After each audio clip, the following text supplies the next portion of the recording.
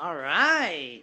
I'm actually going to do this standing up because it's very exciting. The Strait of Hormuz, if I'm even pronouncing that correctly. This is all over in the news. What's going on? Can we actually even, let's face it, get through the Strait of Hormuz? Both logistically, literally, and figuratively. What's going on? And I'm going to do this really quick. The Iranians, and I am no fan of the Iranian regime. Obviously, they're killing protesters. I'd probably be killed because I like to protest, complain, bitch, you might say. I do. I'd probably be killed. So I'm not a fan of the regime, but there is something important going on with this regime, right? It was prepared for this. Instead of going one on one with the people of the United States of America, right? In a state on state war, it has devolved into guerrilla warfare, as we're going to do as well within this course. There's a big difference between conventional warfare and guerrilla warfare. The question is, what? Well, one on one, as you know, the British would destroy the people from the United States, right? During the Revolutionary War. So we went undercover. We started guerrilla tactics. We started hitting out everything. Was there electricity back then? But to make it difficult for them to sustain a war. So I lived in Latin America, Nicaragua here, and I met a lot of revolutionaries, a lot of guerrilla warfare, and I learned a lot about tactics. And the goal wasn't necessarily always to overthrow the government. There's no way a guerrilla force like Iran could defeat the United States one on one. So it makes it just so difficult that it throws them off and they retreat to a certain degree. So what has Iran done? Well, like guerrillas of Latin America, Asia, Vietnam, would, hit electricity plants and all these other things, this is what the Iranians are doing, and they had it planned for decades. Essentially, they're saying to themselves, we can't beat the United States one-on-one. Let's take out their oil. Let's close this key pipeline, right, of oil, being the Strait of Hormuz. Let's essentially start hitting bases. So people like Kuwait, Saudi Arabia, and other countries, initially people were saying, oh, this is going to create a rally around the flag effect, and then they're going to attack Iran. But it didn't. They said, we're going to hit them, knock them out. They're used to peace, Saudi Arabia, Qatar, Kuwait, etc. I talked to a lot of people from there that aren't here in the United States anymore, and they're very nervous. So they're hitting key areas, not the United States, Washington, D.C., the Pentagon, the Department of War, or anything like that, but they're hitting things, targets, that are kind of externalities of this war, that is spin-offs of this war. They're not going to overthrow the United States. They're not going to defeat the United States. They're going to make the United States have a difficult time. And that is exactly what's going on in Strait of Hormuz. You look at the oil prices. We are going to choke your oil, and oil is going to skyrocket. That's not a tactic that's like one-on-one, let's defeat Germany in World War II. That's a tactic that's saying, we're not going to defeat you, but we're going to make your life difficult.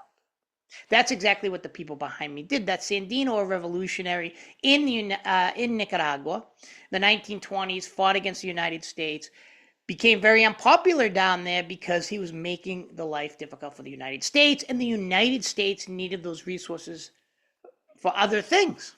So this is basically what's going on in the Strait of Hormuz. Iran is not stupid. We overthrew Mossadegh in 1953, the democratically elected prime minister. We say to them, right, we reinstalled the Shah. Okay. Then what do? In 1979, they overthrow the Shah. They take our hostages. Again, a guerrilla move. We can't defeat you one-on-one, but we're going to hold these hostages, 1979, so you don't invade us again, like you did in 1953, reinstall the Shah, etc. Very, very big problem. So they've been doing things to the United States, hitting bases. Now we're realizing the hits were a lot more forceful than what the government of the United States of America said previously. They've really crippled oil production. They've hit allies in key areas. They have not defeated anyone, the Iranians. No one's defeated, but they have made life difficult for the United States. And that's what they're trying to do. And another thing that's interesting about the Iranians, you thought the regime was going to fall. They haven't. They've been in power since 1979. Now, this is a brutal regime, and they've created different structures that when this structure's gone, this person will take over. When this structure's gone, that will take over. So you're dealing with something that's a little more complex, I think, than otherwise considered. Now, we don't know what's going to happen. Some people support the war, some people don't. I respect all people's opinions, but I'm just trying to analyze it, from a position. And don't forget, one of the things Iran has had that I actually knew about a long time ago, because when I studied Latin America, they were helping Venezuela develop their own indigenous drone program, are the drones. And those drones, obviously, from Yemen, hit a while back before this war, oil fields in Saudi Arabia. Where did the Yemens, the Houthis, who are basically, no offense to the Houthis, but not the most developed, industrialized area, right? Yemen, but they were able to hit a Saudi Arabia oil field a while back before this war. How? With the drones from Iran. They're a lot more equipped than we think. They're a lot more structured than we think. And they're carrying out a guerrilla warfare. Now, to be clear, does that mean I support the Iranians? Absolutely not. It's a brutal regime, right? I would probably be one of the first person killed in the protests. I don't like that they're killing protesters. But at the same time, if you're going to go in with a plan, make sure you have it correct. I think the administration, my point of view, cocky after what happened in Venezuela. And that's how people are. It's not a Republican, not a Democrat thing, but people get arrogant. Look at Lyndon B. Johnson in the Vietnam War. He said we can root anything out. And the Viet Cong kept coming back. And it did not help, and I want your opinion on this, when Trump said we're going to wipe out your civilization. Does not help rally around the flag of the protesters for your cause when you're saying we're going to wipe them out. Also, another point, kind of a little spin-off of all these points, and you do not have to agree with me, but artificial intelligence, and I teach a higher level artificial intelligence course, they are just collecting data that we have.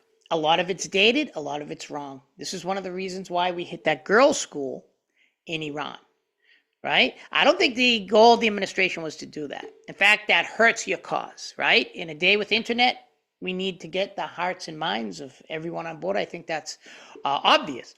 But at the same time, artificial intelligence is collecting a lot of data that might not be updated. It could be wrong, etc. We have a hubris with artificial intelligence, thinking it's going to be the end all for all. So this was my first one where I'm not in the chair and I'm standing here. Tell me what you think. If you don't like it, I sit back down.